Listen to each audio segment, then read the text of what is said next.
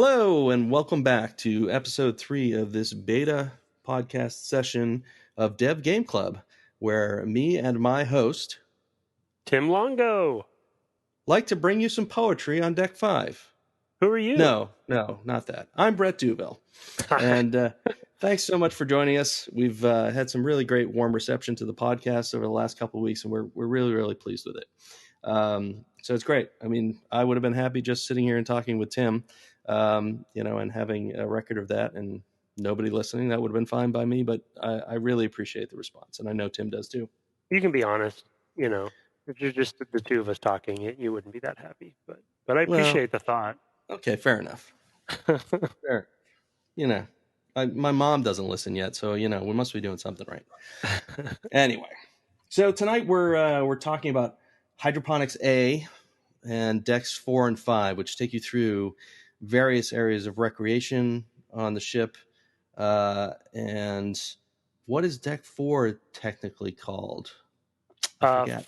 4 is ops, I believe. Yeah, that's right. Yeah, you're right. Ops. So it's sort of a central location where you're going to meet the person who's been talking in your ear the whole time. Right. Yep. Right. Yep. So those kind of large major goals for the game hold together pretty well. Like, I know the whole time I'm playing that's the thing I'm supposed to be doing. Like, that big macro goal really holds together very well. Yeah.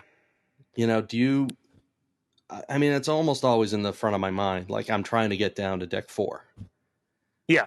Is it down or up? It's up. You're right. It's up. Okay. It's up. Yeah, it actually says that. I was playing today, and I played the beginning, and I had noticed that on the elevator that they count up. And I thought, that's really strange. I mean, it makes sense, right? It's like a building, but I didn't expect to start and move up. For some reason, I think of going down.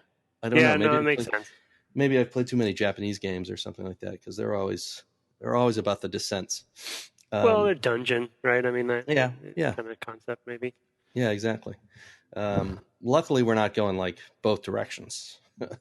Oh my God! Go up a level, then go down 2 levels. I mean, it doesn't matter once you're in an elevator, but in this section though that we're talking about today, you do that though, right? Like, because you go to ops on 4, and then you go up to 5 and do a bunch of stuff, and then you have to go back down to 4 and do a bunch of stuff. Is that right? That is not how I played. Wait, so what? You should get right into that. Oh my God, I had no idea. So, no, I went from 3. I finished Hydroponics, which is actually not that much time since we last played. This is hilarious. Yeah. So go ahead. Hydroponics. Then I go down to Deck 4, and there's huge story implications. Which at this point, we're a couple podcasts in. Yeah. We're going to spoil that stuff and talk about it. Time to spoil. Yeah, time to spoil. And if you haven't caught up, then go get caught up and come back. But in any case, so I go down to 4, and I did everything on 4, and then I went down to 5, and I did everything on 5, and or then up. Or up. Went up. I don't know why. It's an elevator going increasing numbers. I should be able to do this in my brain. It's fine.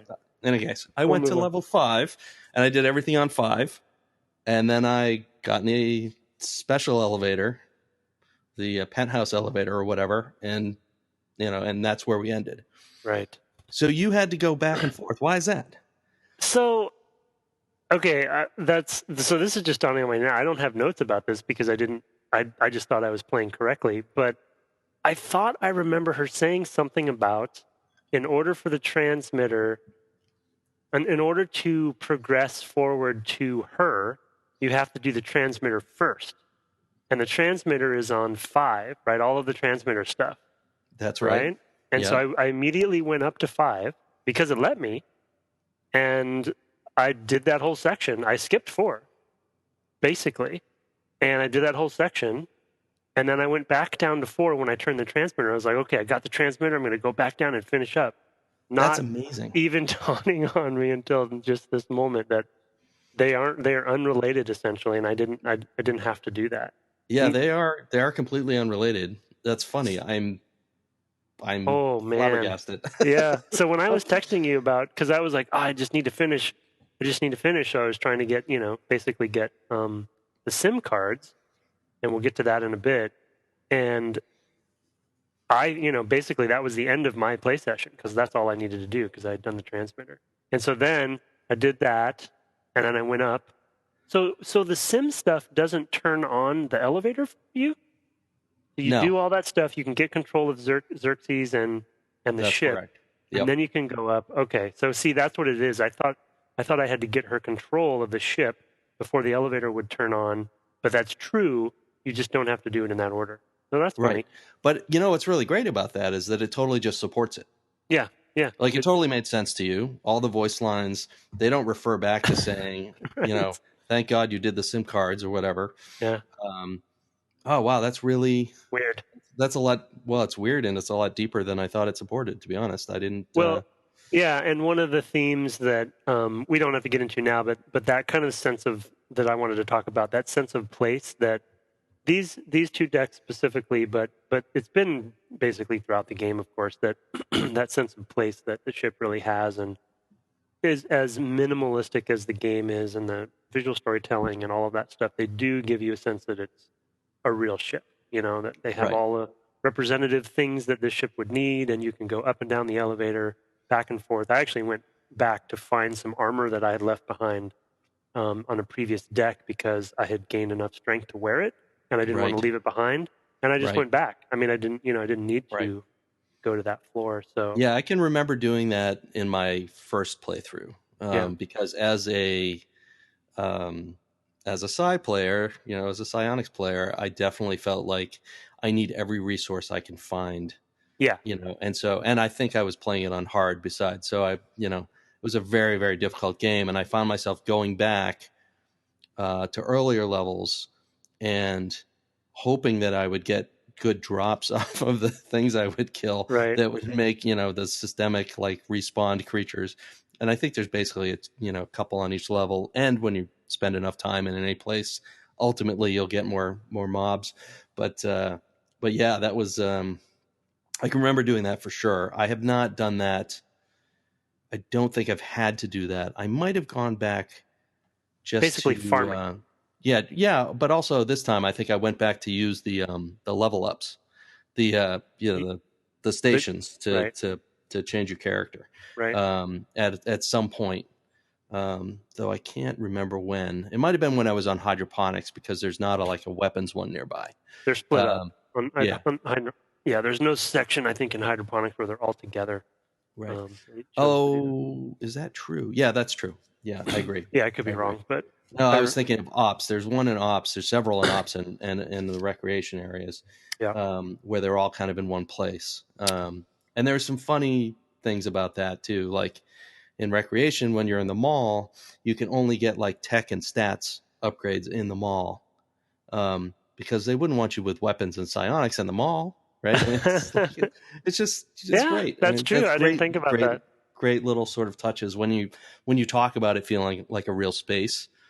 Like there's some real thought behind what's available to the player, um, and it's not always from the sense of player empowerment, which is really what this game's not about, right? It's more about we're making this simulated world, and we're making decisions that make the world make sense more than we try to give breaks to the player. Yeah, yeah. The So, accessibility or lack of accessibility of the game is not. It's a rare. We talked about this some, I think, in previous episodes, but it's a rare thing these days. And in the pre-show we were talking about a little bit that I'm very mixed, and I've mentioned this before. I'm mixed on that as a playing this in a modern era game because I really enjoy and like can respect those decisions that they made that were, even though that we're playing it in 2016. However, in the middle of it, I'm super frustrated and super pissed off because of red ninjas, and right.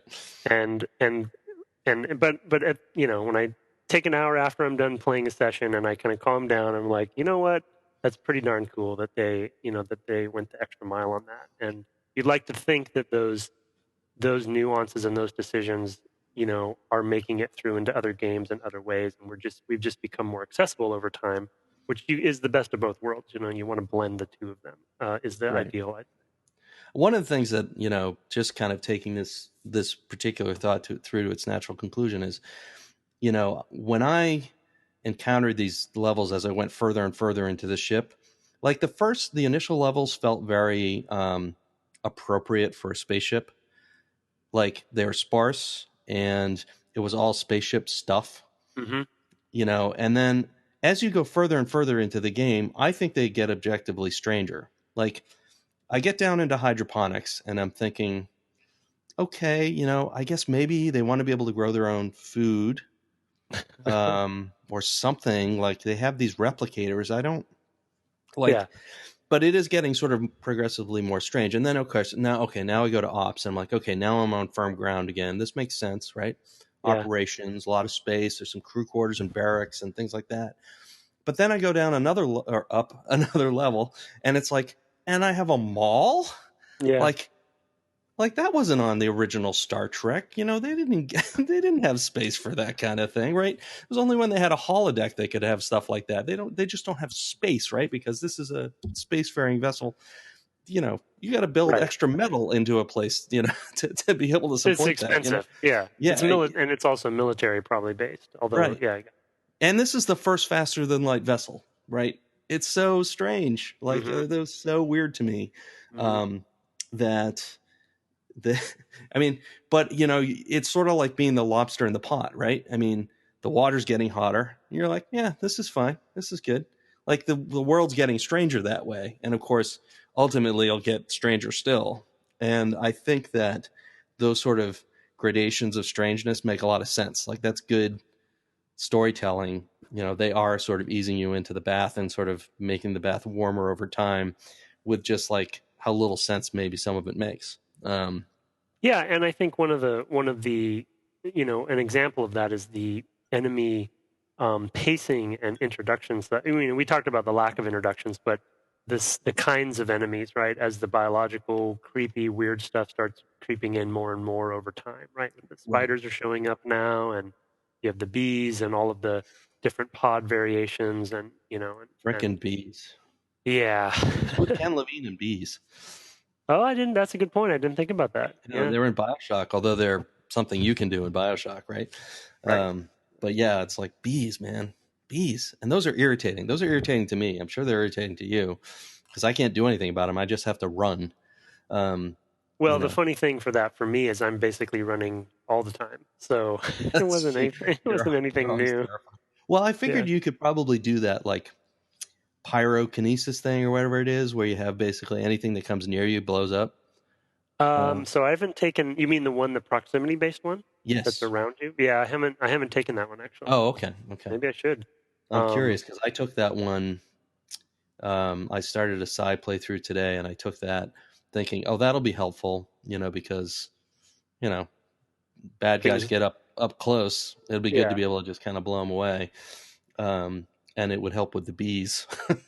Is it automatic or is it? Do you have to? No, you have to activate it, and then it sticks around for some number of seconds, and then the more psionic stat you have, the more time that you get. I think Yeah. that's basically how all of that works. Um, okay, I want to start getting into sort of like level stuff. I think we should first just clear out hydroponics. We Yeah. only had A and D to do. That wasn't kind of a big deal. I thought hydroponics was great for me because I picked up a ton of like really good weapons there and things like that. I don't know that it was as good for you. Yeah. Well, I think that I had pre- I had such trouble with B and C that I already mentally had in my mind what I needed to do when I started A and D. And because I had so much retread and exploration throughout B and C, because I had gotten stuck on a few things, I had basically memorized the surrounding areas. Right. So I really kind of, once I opened A and I found the D card, I kind of really just beelined my way through it, kind of luckily. The only trouble, which we've been talking about, is just my ability to deal with enemies. Right. And so hydroponics for me is when I started. I'd say was the first time I started, and B and C to some degree started developing my strategy for being a psi. And I'm literally taking. I just recently took hack, but I'm literally taking no no other things. I'm focused on psi. I have my psi stat is completely maxed out, which the last pip on that is actually worth 50. Right. So it's expensive. Right. But it seems to be paying off because my stuff's pretty powerful. The pyroblast that I took is a one-shot kill for almost all of the Biologicals. fleshy creatures. Right. Obviously useless against robots, but my main tactics these days is basically hypnotizing, and there's, I forget what it's called. There's one for the robots where you basically can, put the robots Cyber to affinity. sleep. Yeah, it's something. It's suspension, I think it's called. Oh, okay. And so basically, I just suspend and hypnotize everything, and run right by them. And I also just recently took invisibility, and so I'm basically ignoring. I'm a ghost, and that's so you've basically become a stealth kind of player. Yeah, and the invisibility only costs actually four psi points, so it's relatively inexpensive. And because I have a maxed out psi stat, it actually lasts pretty long. And so when I'm not sure where to go or what to do, I'll put invisibility on, and I'll just run past and through everything. Nobody can see me. The bees can't see you. Everything. And then I'll just find what I need to do. Sometimes I'll do that and then reload, and then kind of methodically go through. But it's kind of use it as a way to test the waters in areas. So that's kind of how I ended up getting through hydroponics, and then the next section as well. So how did it go for you? Were you just guns a-blazing? Yeah, I mean, I've been pretty lucky in that, hydroponics in particular had several weapons I could pick up, although I couldn't use all of them right off. There was a grenade launcher. What I've been doing has been I've put a lot of points into maintenance because I've got weapons and they're going to break. So I've had that to deal with. So I've been putting my points into maintenance. I've also maxed out strength and one of the weapons. I guess the energy weapons I maxed out because I wanted to be able to use the EMP rifle, which I found somewhere. I want to say that was on hydroponics as well, but I couldn't use it for a long time because I hit the same 50 point level or whatever that I needed. I was actually, one of the things that I think is interesting is that this game really pushes you to go deep on only a few things. Yeah. Rather than, like, this is not a game that you're gonna survive well in doing. I want to put a little bit of investment into everything. Spread yourself thin. Right. Yeah. And we talked about one of the reasons is purely like how they set up the costs, because that first level, is expensive, and we talked about that last time. But it's also just that once you've already invested in a thing, you're finding when you find stuff that fits into the things that you can do, it's not that far. It's like, oh, I only need to go another level to be able to use that. Like if I didn't have energy weapons already and I found the EMP rifle, I would have not even bothered to pick it up. Yeah. So it sort of sets a player goal of, oh, hey, in my mind, I'm thinking, okay, well, I want to build up enough cyber modules, or next time I get the opportunity, if I'm going to face a lot of robots, it'd be good to have this weapon, because electrical weapons do a ton of damage against robots. It's like 3 shots with this rifle to kill one of the mechs, so it's like, oh, I'm glad I have that. Yeah. I shouldn't bother using these other ones, and you can recharge them and all that stuff, so you don't have to worry about carrying ammo. So there's like tons of great reasons that you want to have these things. Do those recharge at the recharge station? They do. Oh man! Wow. Yeah. Yeah, that's pretty powerful. It's very powerful, but it's of limited use against biologicals. Yeah, anything fleshy you want to use. The shotgun or the assault rifle, which I have now, which I've had for a long time, but only recently invested enough to be able to use it. So yeah, it's been like that for me. I think systemically, it just sort of pushes you in this direction of like, all right, I've already gone down this path. Let me just keep going down this path.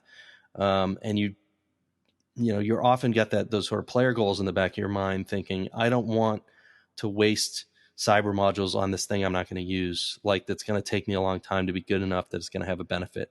I'll store them up, and I'll use them on that big ticket item that I've been wanting, whether that's I want to use the heavy armor now, or whatever it is, which is pretty great. I think it's a testament to, and I think this hasn't really come into its own until this session that we just finished playing. It's a testament to the object placement and object kind of balancing and tuning throughout the game. I mean, when you think about it, there are a lot of systems in this game that are all kind of working at the same time and kind of build this foundation. And to your point, because any given player is not going to use all of those systems, both of us going very deep into our tree, the way that they have to, place objects and the balance of the, basically the stuff that's going to spawn on downed enemies and stuff, which I wonder if they're doing any, predictive sort of programmatic stuff with what is popping up on dead enemies. Right, the loot tables or whatever, yeah. Yeah, based on what you are doing with your character or what the kind of the Zelda route, what we usually call the Zelda route. It's like, well, I whack those bushes and the bushes are going to give me a heart because I'm down, a heart. Versus if I'm full on a heart in Zelda and I whack the bushes, I might just get rupees. But right, or so bombs or whatever. Yeah. So I wonder if they're doing any of that. But just the object placement throughout the world is just very lot of tuning and playtesting they must have done on that, because it's actually pretty impressive that they have like all of these systems going at once.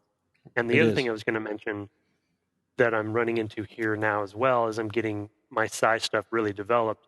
The other systems that I was previously not interested in or using are starting to wrap around and become intertwined with my psi systems. And the example of that is the other strategy that I've been using, because ultimately you're probably the same way, but I'm resource starved.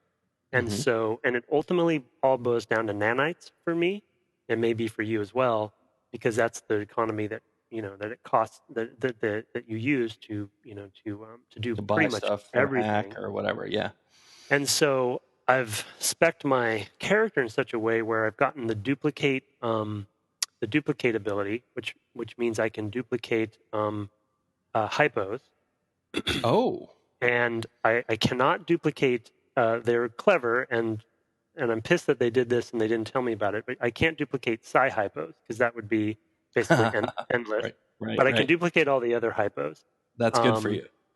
So I always keep 2 of every hypo so I can use one and duplicate again.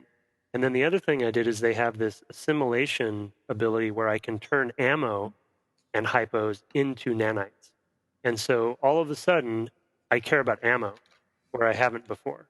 And so I actually pick up I'll pick up a weapon and unload it and take the ammo out and then throw the weapon away, because I just want to have a bunch of ammo around, and then I can, if I got enough to hack into replicators so I can bring the price down. That's all. That was my only goal, again, to save nanites, and then I just assimilate ammo, because I'm not using it, and I get nanites from that, and then I buy psi hypos that way. That's good. Yeah, so it's an interesting loop. Yeah, and I have sort of a similar loop, and I feel like I lucked into it. There's I guess it was on the ops floor. There's an armory that you can get the code to. You remember that? And there's a mech behind it. Yeah, right. I didn't. Oh yeah, and it's even worse when you go around the corner, right? And there's a room with 2 turrets and a zombie and another mech and one of those walking around robot dudes. I just left that thing. Yeah, right. Yeah. That terrible section. Yeah, it's not good. All right, so across the way from that, there's a replicator. Yep. And my hacking, I haven't put a ton into it, but it's okay. And I hadn't hacked one, and I was like, I should probably hack one just to do that. And I hack into this thing, and I found something called a recycler. Yeah, what's that do? It was expensive. What it does is it allows me to turn anything into nanites. Oh. So, pick up a bag of chips, drag it over the recycler, get, 1 nanite, something like that. But it turns all kinds of things into it except for organic stuff. So you can't take a, I don't know, monkey brain. Right, a monkey brain or something like that and turn it into it, or a plant. But you can, those magazines that are lying around and are useless, hey, again, Oh. they have a use. They can be turned into 1 nanite with the recycler, which is pretty wild. Mm. I was not expecting that, and I feel like that was total luck. Mm-hmm. It's let me buy a ton of hypos and repair whatever, Mm-hmm. but maintenance tools, I guess they're called.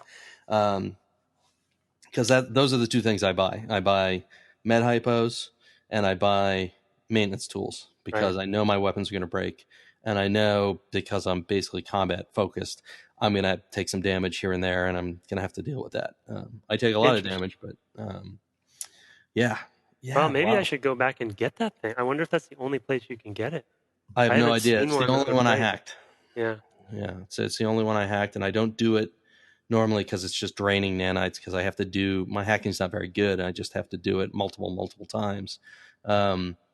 And normally I don't care because normally I'm fine with just getting the hypos or whatever that I need. But since having that, I've had, I mean, not an exhaustible amount of money, but I can drop those psi hypos in there and get whatever, some number of nanites, 10 Mm-hmm. nanites, whatever it is. Okay. Well, since we've been talking about ops, I think it's probably time to go into that spoiler mode and talk about the story. Yeah. Because that's like the big story beat, really, Yep. that we've had in the game so far. You want to talk about that sort of revelation?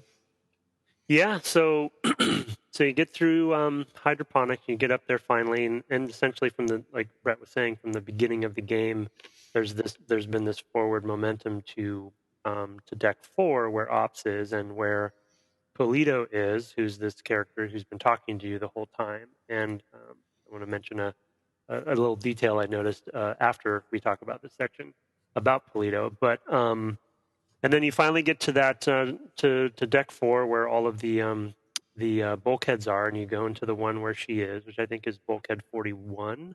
Correct. I believe. Yep. And you Yep. go down this hall and you see Polito at the end of the hall, and you're like, oh, there she is, and she's sitting in a chair, and you get closer and closer and closer, and then she's not alive, she's actually dead.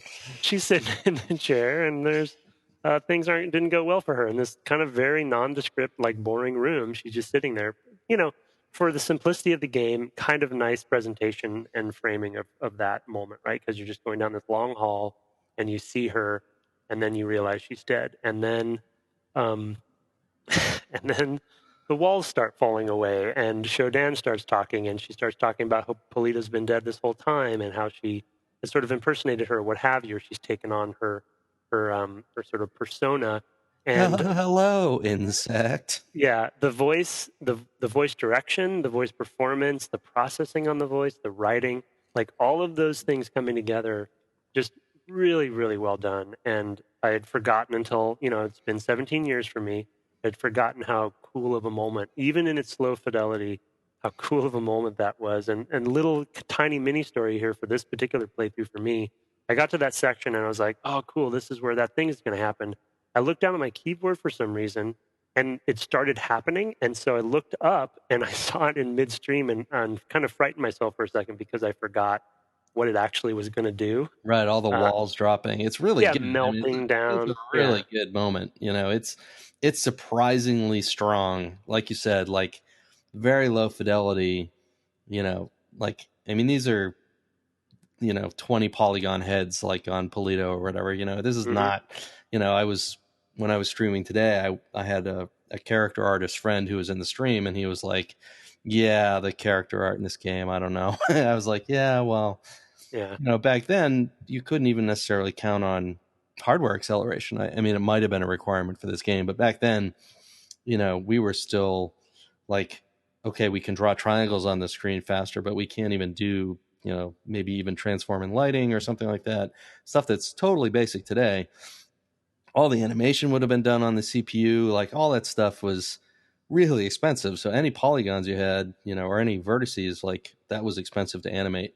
Because for every one you had to go through every frame and set its position, um, on the CPU. Like you couldn't offload that anywhere.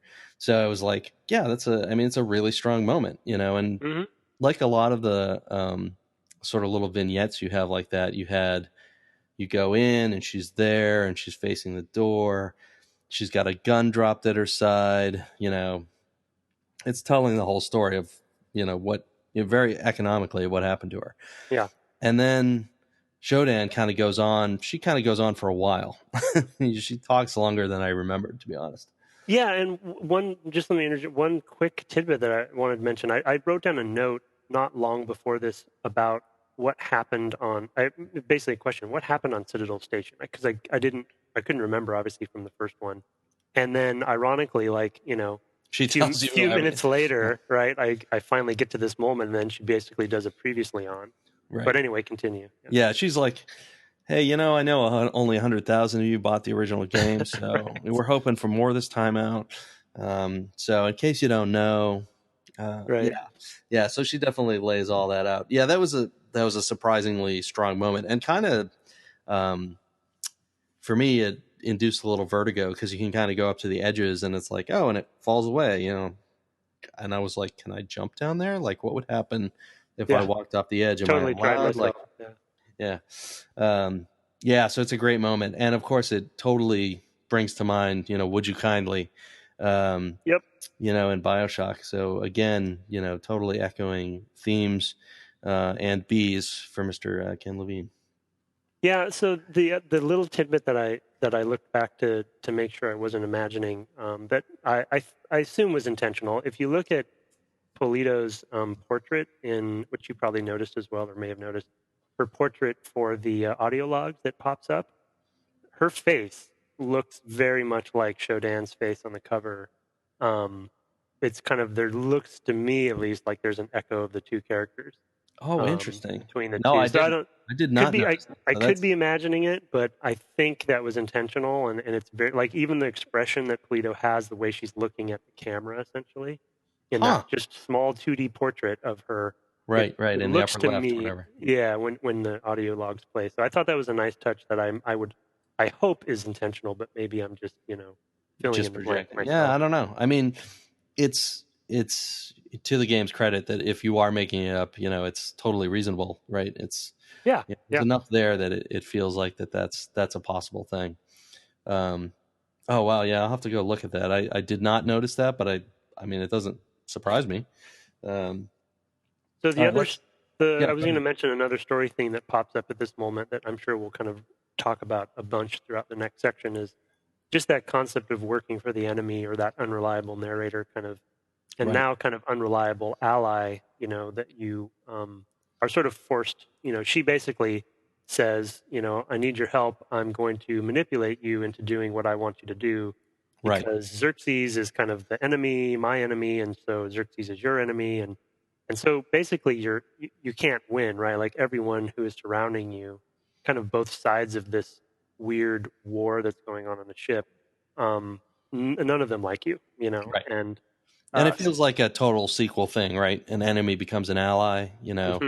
This is I don't know. This is Joe Pesci in Lethal Weapon, right? I mean, this is just like it's a thing that happens. And wow, that's a reference. I'm pulling it all the way back from like before 1999 at this point.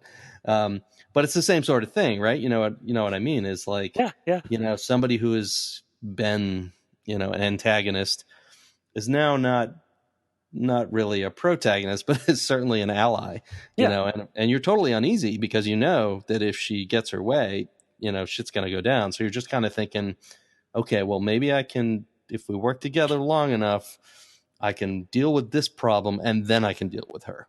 Yeah. And of course, if you're somebody who's played the original game, you think, well, I've dealt with her before. Her, I know. It's this other thing I'm worried about now, which is a great kind of, twist for players who've played it, who played the first one. It's totally like it's a sequel thing, right? To do that. Put a twist on it. Yeah, exactly. All right, let's talk about getting lost. Tell me about your experience with these. and I think that is probably the biggest criticism I really have with the game, is that there are times where I really lose track of important information relating to goals. And I know that happened with you with the Red Ninjas. It happened with me on level 5. So tell me a little bit about the Red Ninjas. Yeah, let's talk about the Red Ninjas. Yeah, it's so this, as we've been talking about, one of the themes that's come up in I think every episode is that, for me at least, has been kind of that being mixed about this notion, and really appreciating that sense of place and cohesive ship that they build, but also the sense that they're not helping you along the way. And so I don't know if this is me in retrospect, kind of like forgiving it and kind of justifying the way that they've chosen not to direct you, I guess is the way I'd put it. But throughout the course of 4 and 5, because of, well, 4 specifically because of the Red Ninjas, I didn't know what I was looking for. So I get to each of the sim stations that she wants you to turn on. There's 3 of them, one in kind of each wing. And I clear it out, and it's extra frustrating because it's respawning enemies, right? So I'm going to spend all this time getting deep into these locations, find the place that I need to get to, those sim stations, and then have to potentially fight my way out because I don't have what I need, Right. and thus wasting resources along the way because, yes, some drop off of enemies, but it doesn't tend to be enough, at least in my experience. Right. Yeah, and And I wondered about that. Do you tend to get like psi hypos from drops on enemies? very rarely, I'd Yeah, okay. say maybe 10% of the time. So Okay, I don't think I ever get them, so I okay, think there might be a little bit of loot balancing in your, well, that's in good. our sort of character favors, but That's good. It's yeah. true. I don't get ammo very often, Okay. other than Yeah, from I the do gun. tend to get ammo and occasionally med hypos. Yeah. So yeah, hopefully that's something that they're doing.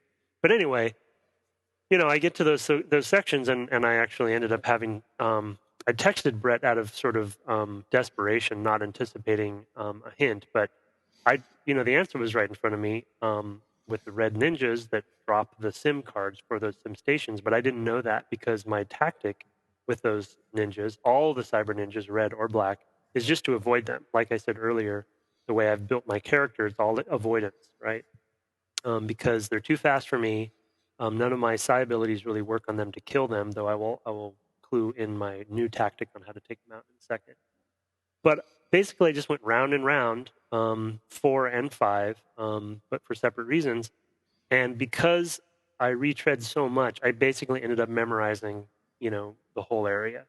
And the silver lining in this, which I'm just trying to find the positives in the negative, I think, is I really knew the areas, right? So when I Right. eventually knew what I needed to do, again, I was able to beeline. And the kind of cool thing about that is, which I probably is not necessarily intentional on their part, but because I had to retread so much and really hunt and peck my way through things, I did get to know the place and really become familiar with it, and therefore it felt more like a real place to me. So Right. kind of a Right. silver lining. Yeah, I mean that's sort of what you'll see in like a Grand Theft Auto, right? Grand Theft Auto 3, I can remember when I would start driving around that place, I had no mental map of that city or those 3 sort of locations or whatever it was, the 3 islands. And Hmm. um, I think the same thing happens here by retreading areas because you're trying to find a thing that you can't find. Like you get better at it. I can remember like playing an early Grand Theft Auto 3 thing where you had to find prostitutes and bring them to the police station or something like that. Hmm. And I kept failing that because I didn't know the area well at all. I didn't know where to find different sorts of people in the world and whatever. And I think the same thing happens here, where you retread that space because you have this goal that you can't satisfy. And it's here somewhere, and you end up digging and digging and digging. I had the same thing on this level 4 where there was an area I just hadn't gone.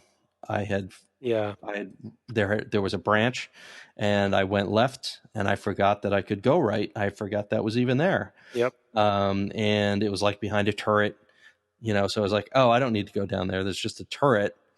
But it turns out behind the turret there was a hallway, and so it took me a while. That was the last one I got. I think was that area that there was like a gun range down there, and there's Hmm. that armory room, and there's kind of a whole bunch of ship down there that I just didn't find that was the last one I got. Um, of the last area I visited, and I'm pretty sure that there's a SIM card down there. Yeah, there definitely is. Because I killed a ninja down there, and yeah, I mean, it was kind of like, oh yeah, I forgot this was here, sort of moment. But I had to retread a lot of ground to find that, because from the perspective at the end of that hallway, you just kind of dash past the opening where the turret is, and you don't want to deal with it. You dash past it, you go into this other area, and then there's an area with a ton of those annelid spider things, annelid arachnoids, that are terrible. Yep. And you come back out and you think, okay, I've done what I had to do in that area. But turns out there's a whole nother thing back of that that I didn't even realize. So I had a similar thing there. My bigger getting lost and like having no clue what to do and ending up having to retread a lot was on deck 5. And there's a message that comes in off of one of the audio logs, and I was in the crew quarters when I found it, that says, I've hidden the code inside the art that's on these little art stations that are on the walls, which is pretty nice, because it's those things are there, and you're like, what the hell are this? Yeah, it is clever, because you've been seeing them throughout the game. Like, they're on the very first level. You can go, and they're these little interactive paintings, sort of like a USB frame that you could get these days, like a digital frame, and you can interact with them, and it'll just change the image. And that's all it does, like, for the whole game, until you get to this point. Well, when I was down there in the crew quarters, I had I'd started this log, and there was one of those mech robots, and so I was busy, and I wasn't really paying attention. I kind of heard that going, and normally it feels like, at least from level 4, like sometimes these things are just bonuses. It's like, oh, I know this code now, so I can get into this area, and I might get some resources, but they're not critical all the time. The or at least it feels like, getting the codes for some of these rooms is kind of nice, but not necessary.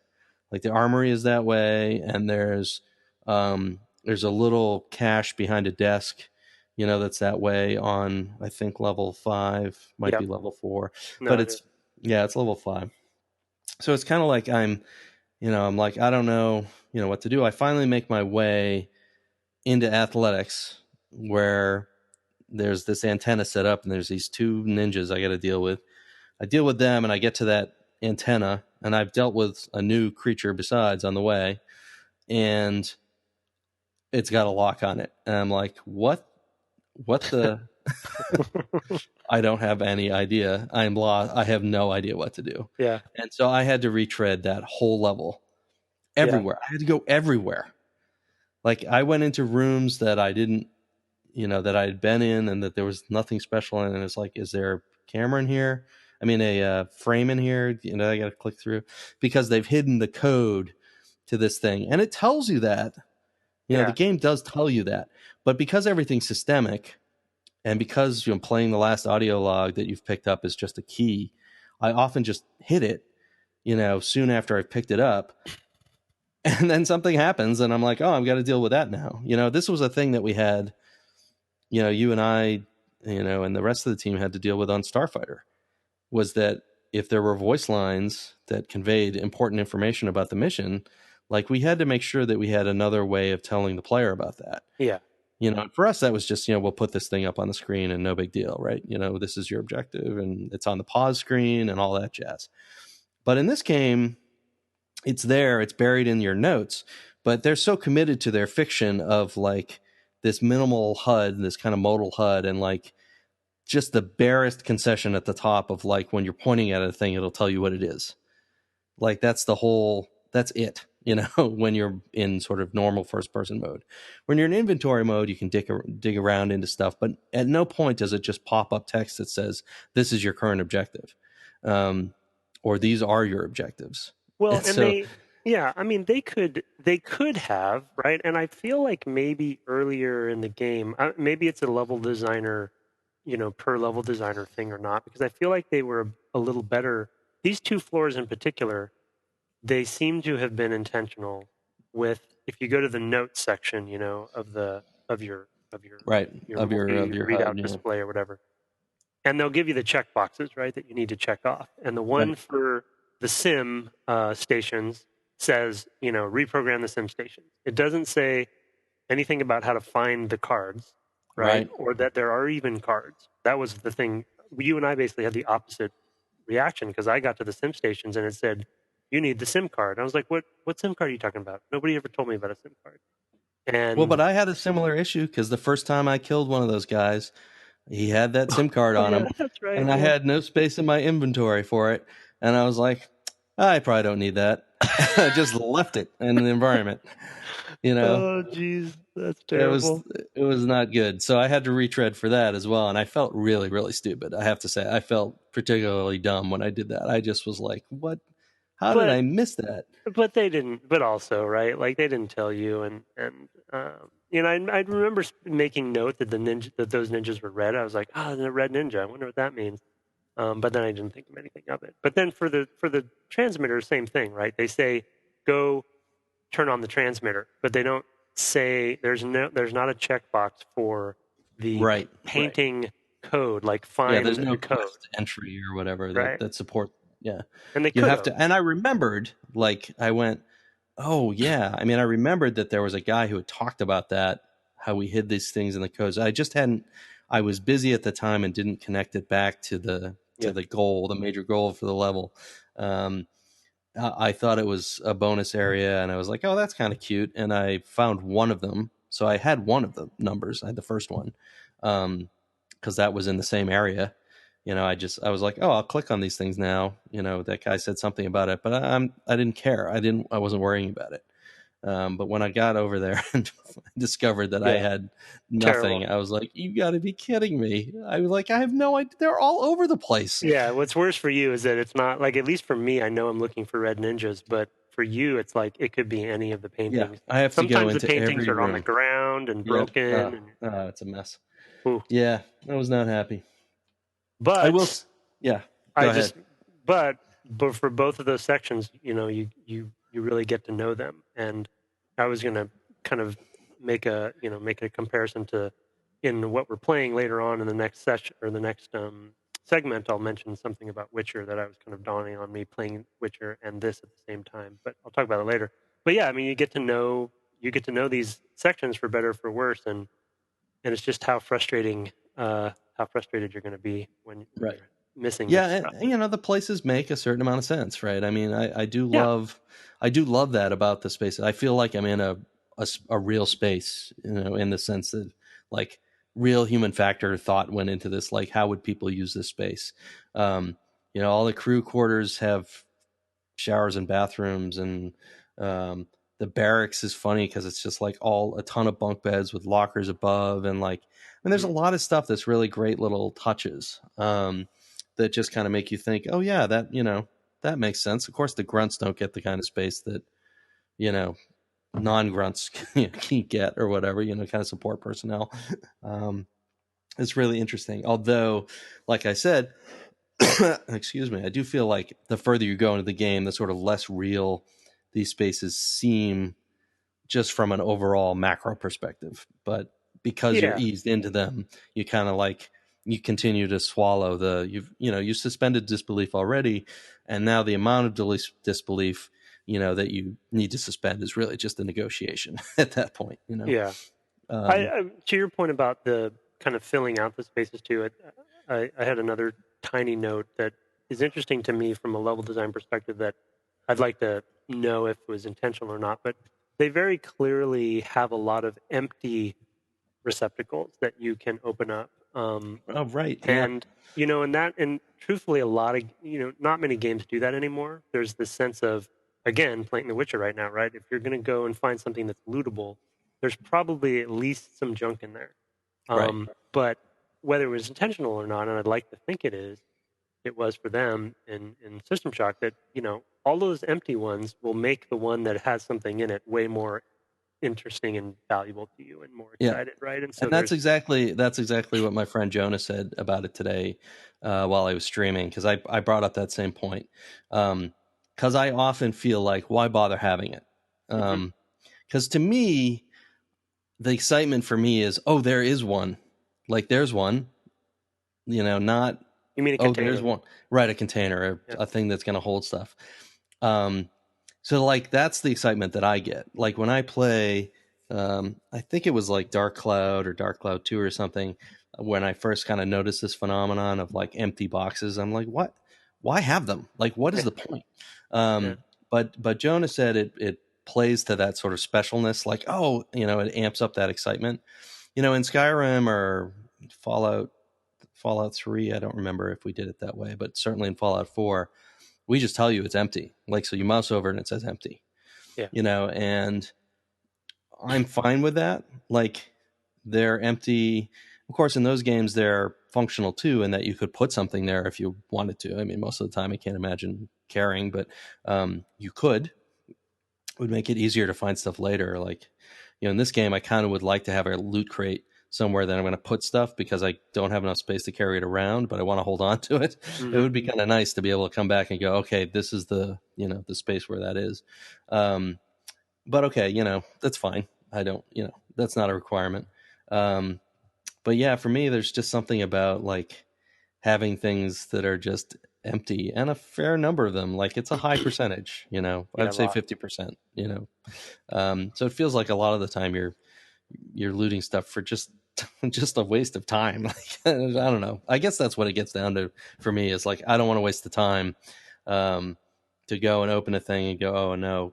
It's particularly worse because, looting these things pops up this sort of modal interface where now I have to tab back out of that. So it's like, it's a flow interrupter. Like, there's a lot of reasons why it kind of, well, you're also vulnerable, right? Like, there's been, I don't know how many times I've been kind of going through an area with a lot of containers to loot, and something comes in, right? And I'm futzing with the tab key and right. In and out, and get frustrated, and I have to change my psi ability, and then I'm dead.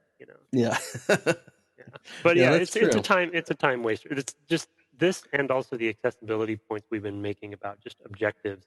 That's why I'm so mixed on it, right? There's this sort of academic side of me that really appreciates this stuff because it forces you to think differently. But then there's the respect my time, damn it, side of me that is sort of like, well, I'm glad games have moved on, but then, in a game like Witcher that I'm playing right now, there's so much of it is automated for you that I'm not getting to know the area very well, right? Because I'm just zipping around. I think that's a streamlining process that has happened in games, which is part and parcel with the fact that game developers themselves are getting older. Like, we don't have as much time as we had when we were 20. 20 Yeah. When I was actually 15 when I played this game the first time. Yeah, sure. Yeah, very well. I know you were like, you were 50 you were child prodigy. Like, I don't know how old you were, but yeah. Anyway, I mean, I think that there's like a parallel thing of like, I don't want to waste time with that. That respect my time thing is kind of a more recent thing. Back then, it was I don't know, this game needs to be 50 hours or whatever, so I think there is kind of been a change in the course of our careers that is reflected in our own, like, our personal needs as human beings outside of being developers. Yeah, I'm sure it's had an influence for sure. Yeah. All right, the last thing I want to touch on, we don't have to talk about it for very long. I've been finding myself laughing out loud at a lot of interesting choices in this game. Yeah. There are some really, really funny moments that happen, and they happen in a lot of different ways. There's the obvious ones. At the beginning of the episode, I referenced Xerxes talking about some droid giving a poetry reading or something on deck 5, which is really funny when it happens. And some of the robots are actually really funny as they walk around, and they'll say stuff like, oh, that that wouldn't do at all, or I really hate where you've put that plant, or whatever. They say these dumb things, and that's kind of like a very sort of surface, like, it's just writing, it's funny writing, and that's great, and the delivery's good and all that stuff. One of the things I loved was at the beginning of level 5, the mall, recreation, athletics, all that stuff level, you find, like, one of the first things you find going into that area is a tape, an audio recording, and they're like, "Dear God, don't go near the mall." Right. But that's the only place you can go at that point. so good. It's just a subtle thing that's like, oh man, because I walked around everywhere in that. I was like, okay, I know I can go to the mall.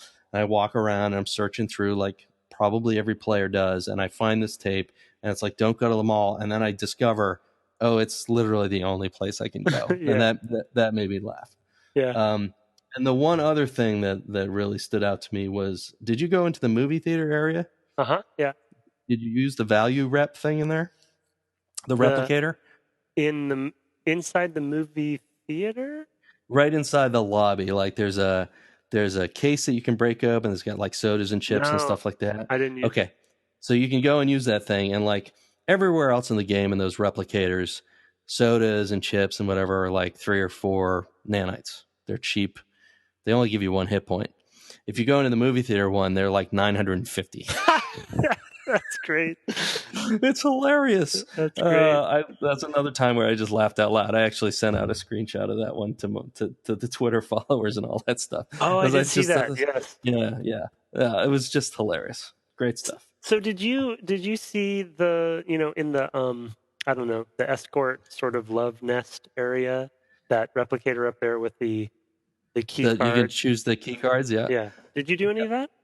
I didn't do any of it because I had been through the mall and had bought a bunch of stuff. I didn't have a ton of nanites left. So, I'm kind of curious to go back, but did you do it? I did. Yeah. I wanted to see what would happen because So you went for Sven, didn't you? So this is what I did. I wanted to actually see what would happen with each of them. So I had enough. I had 200 and something at the time, luckily. So I saved my game. I basically thumb saved.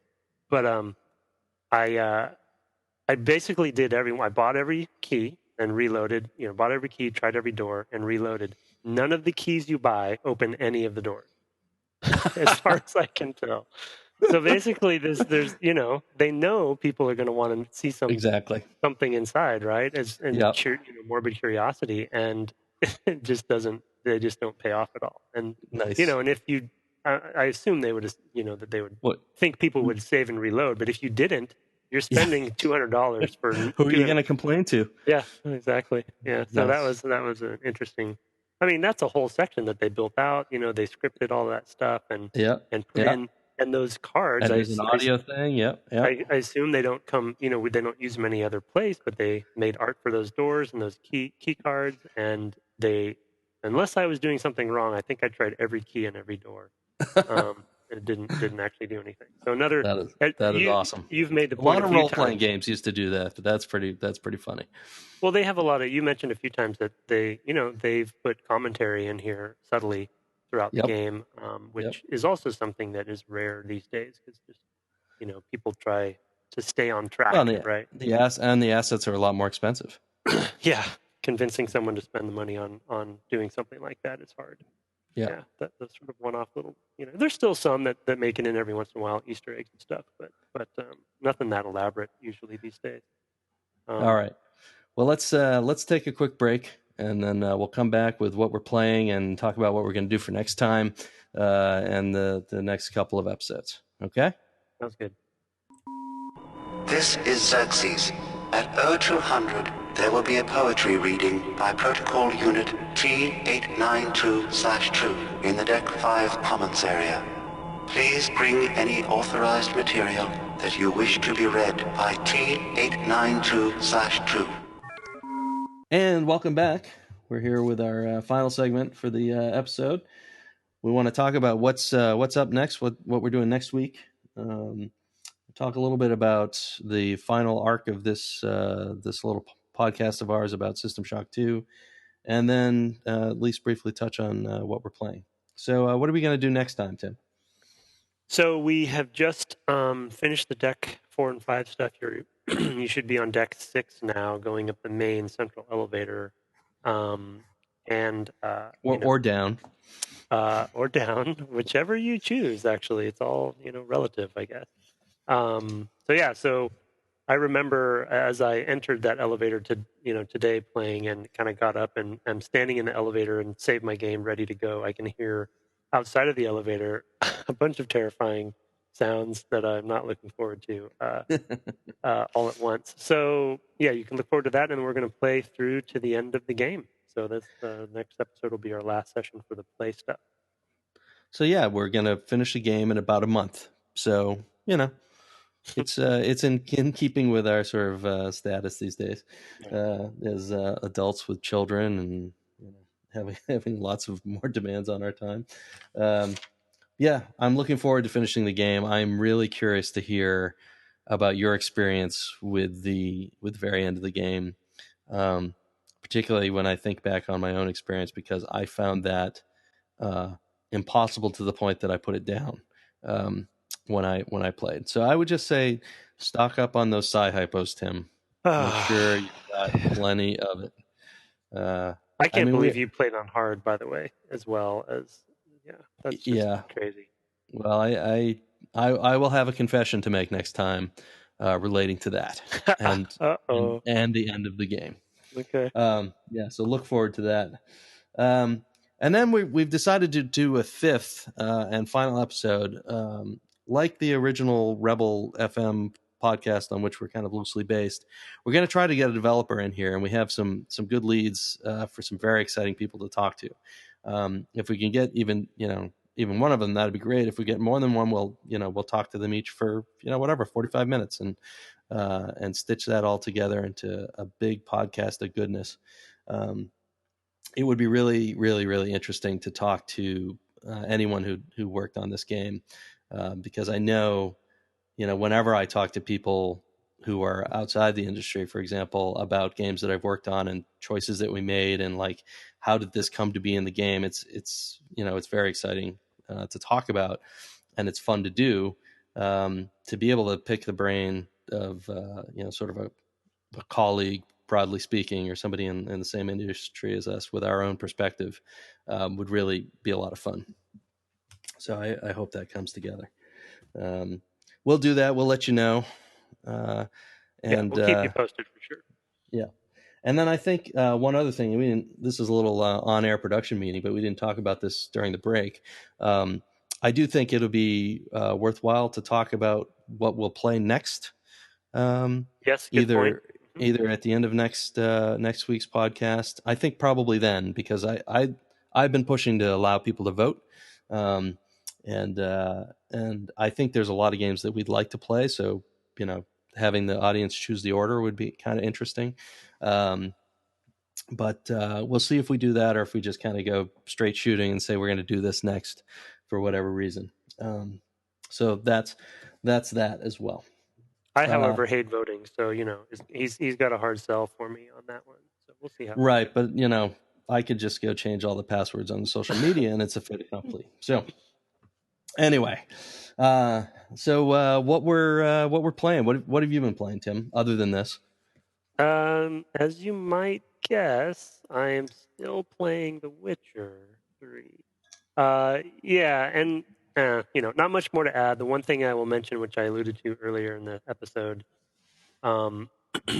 playing, as we've been talking about sense of place with this game and kind of retreading and kind of ending up kind of memorizing the area because the map isn't great, in my opinion, and, missing objectives and stuff.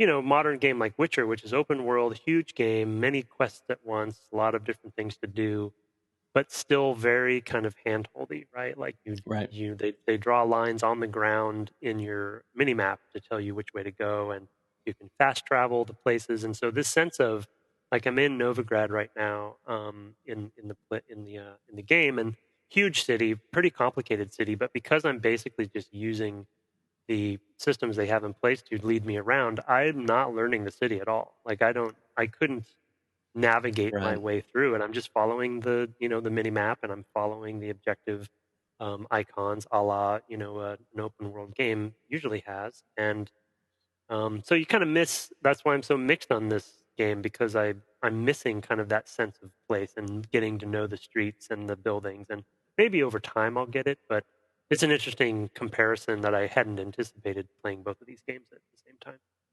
Yeah, that's really interesting. I, like I said last time, I've played a little bit of The Witcher 3 and bounced off of it a little bit, and intend to come back.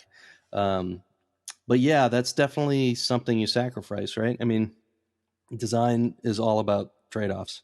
Yeah. And when they give you so much support to manage kind of the complexity of games like these, you're kind of offloading work that you would normally do in your brain into the game itself. So, you know, a mini map that leads you around means you don't have to have some sort of spatial awareness or even think about it really, if you don't want to.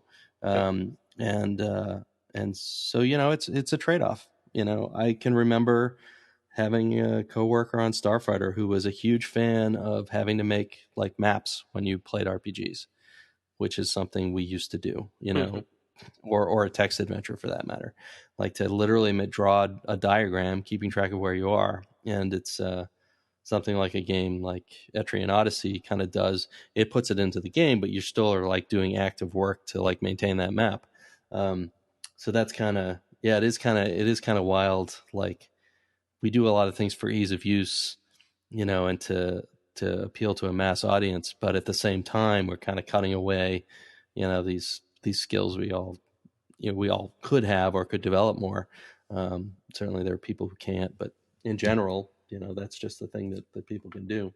I started making notes in System Shock 2 tonight when I was lost, you know, trying to find those red ninjas and stuff. And I haven't made notes, physically made notes about, other than just for our episodes, making notes separate from that though, just like, you know, finishing the level notes. I haven't made notes like that in years for games, you know. Yeah, I try to basically keep it all, you know, keep the whole idea, the areas of the level in my brain. But these last couple of levels have really seriously strained that ability for me. It's really hard, and I often will be coming across an area and getting a moment of like, oh right, yeah, okay, yeah, I kind of remember this, I think. And feeling like, okay, well, should I go left or right? I end up doing a lot of left hand on the wall in areas so that I can make sure I find every space, especially when I was looking for those damn pictures. So what have you been playing? I've still been playing Uncharted. I recently started Uncharted 2, the second, and in my opinion, the best of that trilogy. It has such a great open where you start in the middle of the action, like literally it's sort of in the middle of the story, and you play a bit and things look really dire, and then it takes you back, you know, like 2 weeks in time. It's both a great set piece, like how it starts. I mean, you're literally starting with a cold open because you're in the snow. See what I did there? And nice. yeah, thanks. And you kind of climb up this train that's gone off a cliff or whatever, and you're kind of walking in the snow, and he's, you know, looks like he's on the verge of collapse and he's injured. And then it's like, and how we got there. So it's a great sort of action movie kind of feeling trope that you see a lot in films these days, but you know, is not something you saw in the 90s really. So that's great. So I'm still playing Uncharted. The other game I played a little bit of, well, more than a little bit. I played maybe an hour or two of a game called Prune. I don't know if you've heard of this one. Yeah, I have. It's on. I'm playing it on my iPad. I assume it also runs on Android and what have you. But it's a great little simple mechanic where you're growing trees. They kind of grow just with time, and they kind of stretch towards light sources, and there's things that they can't touch and things like that. But you have to prune branches off in order to sort of direct the growth of your tree to achieve level goals, which are basically get the tree into this shaft of light so that it can grow flowers, can only flower in the light or something like that. And so you end up kind of making these little cuts. It's like topiary, you know. It's or having a bonsai or something like that. It's a really fun, nifty little mechanic. It's not so long that it feels like it's going to outstay its welcome. It feels like a nice kind of sit down and chill for a half hour at a time kind of game, or even just to do a level or two is, you know, a few minutes. So it's going to be nice to kind of drop in and drop out of that over time. I put it on my wish list. I guess I'm also playing System Shock 2 a third time because I'm playing it on streaming as a Psy guy just to show you up. So that's right, you jerk. It's great because I'll be informed by our discussion here, and I'll actually be, you know, that much better at the game. I'll just look like a virtual psionics wizard. So yeah, that's me. Okay. Well, then I guess it's time to sign off. Thanks again for joining myself and Tim Longo. Where can we find you on Twitter, Tim? Tim Longo Jr. With JR at the end. That's where I'm at. And I'm at Brett Duville. The podcast itself is at Dev Game Club, all one word. And we have an email account that you can send to. I have the email these days, devgameclub@gmail.com. We'd love to hear your questions, comments, any feedback you have. And, if you'd like to have us read it on the air, please also include your name and where you're writing from so we can shout out to you. That'd be really great. Thanks very much. Great talking with you, Tim. You too, Brett. See you next time. All right. See you in a week.